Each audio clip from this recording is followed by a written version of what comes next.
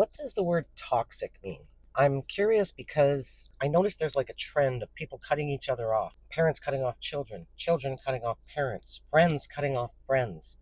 It's just really sad. What is toxic anyway? Well, to me, it means someone who continually causes you repeated harm. They're always hurting you every chance they get, whether intentional or unintentional. It just keeps happening. If it becomes a pattern, I'd say that that's a toxic person because everybody can have an off day and say something they don't mean. You're having an argument or a disagreement, and it happens. But toxic really is something more purposeful, I find. So for me, toxic is not a mistake. When it happens over and over and over again, it's not a mistake. Toxic is when you've tried to talk to the person, you've tried to tell them how something makes you feel, and they still continue to do it. That is toxic. It means it's very bad for you and they don't care.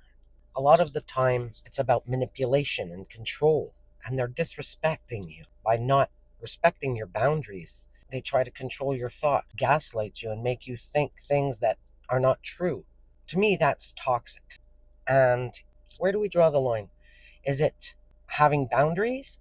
Maybe putting some distance between you and the toxic person and seeing if that works? If that doesn't work, chances are cutting off is a last resort. But I think that these days people cut each other off sometimes too easily. Not all the time. Sometimes it's necessary for self preservation. But other times, I feel like a parent or a friend was well meaning or did their best.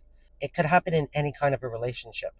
But cutting them off because of a mistake or because they meant well but they screwed things up, that's a different story than, responding to a toxic person by cutting them off.